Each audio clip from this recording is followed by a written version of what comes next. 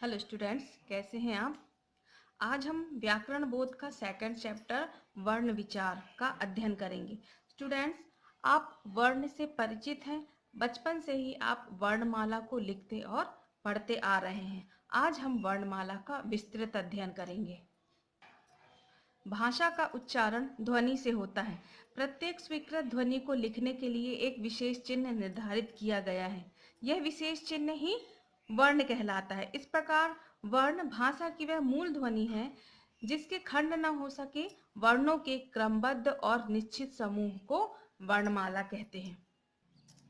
हिंदी वर्णमाला में निम्नलिखित वर्ण हैं जिन्हें स्वर, व्यंजन, संयुक्त व्यंजन, अयोगवाह, अन्य वर्गों में उच्चारण के आधार पर विभाजित किया गया है। उच्चारण की दृष्टि से वर्णों को मुख्यतः दो भागों में बांटा गया है, स्वर और व्यंजन। आइए जानें स्वर क्या होते हैं। प्रत्येक वर्ण को बोलते समय हमारे मुख से कुछ वायु निकलती है। जिन वर्णों के उच्चारण में मुख से निकलने वाली वायु के मार्ग में कोई भी रुकावट पैदा नहीं होती, उन वर्णों को स्वर कहा जाता है। हिंदी में 12 स्वर होते हैं। अ, आ, ई, उ, री, ऐ, ओ, औ। स्वर के भेद। स्वर के भेद दो आधारों पर किए गए हैं, उच्चारण में लगने वाले समय के आधार पर और उच्चारण में अनुनासिकता के आधार पर। आइए जानें उच्चारण में लगने वाले समय के आधार पर। इस आधार पर स्वरों के निम्नलिखित 3 भेद किए गए हैं, ह्रस्व स्वर, दीर्घ स्वर, प्लुत स्वर। ह्रस्व स्वर, इन स्वरों के उच्चारण में सबसे कम समय लगता है। इन्हें मूल स्वर भी कहते हैं। ये 4 होते हैं, आ, ई, उ, री। दीर्घ स्वर, इन स्वरों के उच्चारण में ह्रस्व स्वर से दुगना समय लगता है। ये 8 होते हैं, आ, ई, उ, ऐ, ओ, औ। अगला है प्लुत स्वर। जब किसी स्वर के उच्चारण में ह्रस्व स्वर और दीर्घ स्वर से तिगुना समय लगता है। स्वर के प्लुत रूप का निर्देश करने के लिए संस्कृत में स्वर के आगे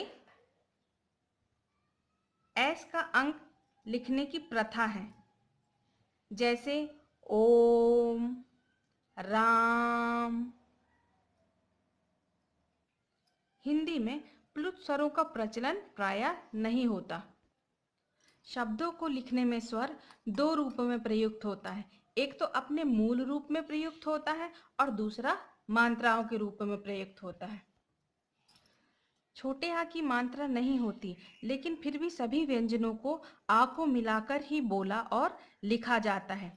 आ से रहित व्यंजन को लिखने के लिए इस प्रकार के हलंत का प्रयोग किया जाता है। अयोगवाह, स्वर और व्यंजन के अतिरिक्त हिंदी वर्णमाला में 3 वर्ण और भी हैं, आ, अहा। इनका तालमेल ना तो स्वर से होता है और ना ही व्यंजन से। यह स्वर के साथ प्रयुक्त होने पर व्यंजन भी नहीं है और ये स्वतंत्र रूप से गति न होने के कारण ये स्वर भी नहीं कहे जाती। ये योग न होने पर भी साथ रहने के कारण इसे अयोगवाह कहा जाता है। आइए जानें स्वरों को अनुनासिकता के आधार पर। इसका का है अनुनासिक। केवल मुख से उच्चारण होने वाले स्वर वर्णों को अनुनासिक कहा जाता है, जैसे अ, आ, ई, उ, री, ऐ, ओ, औ। इनमें निर्मित कुछ शब्द देखते हैं, अजगर, आन, इधर, ईख, औरत, गहना, कोना, छप्पर आदि। अगला है अनुनासिक, ऐसे स्वर जिनका उच्चारण नाक और मुंह दोनों से होता है। आइए हम उच्चारण करके देखें। माँ, आँख, दांत, ऊंचा, गूंज, कुएं, हंसना। इन शब्दों के उच्चारण में आप ये महसूस करेंगे कि अंदर की जो वायु है वो आपके मुख और नाक दोनों से बाहर आती प्रतीत होगी। अगला है अनुस्वर। यह स्वर के बाद आने वाला व्यंजन है।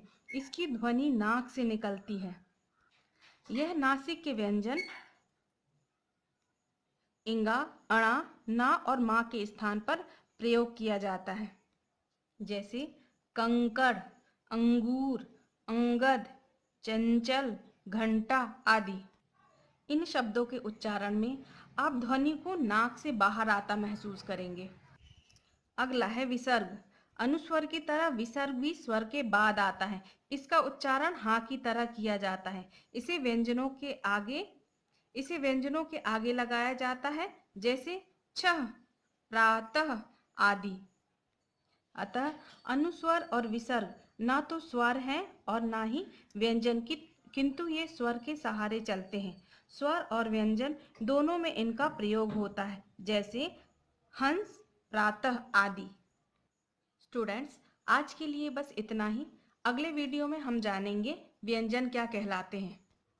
आज का आपका होमवर्क है स्वर का पुनः अध्ययन करें। Okay students.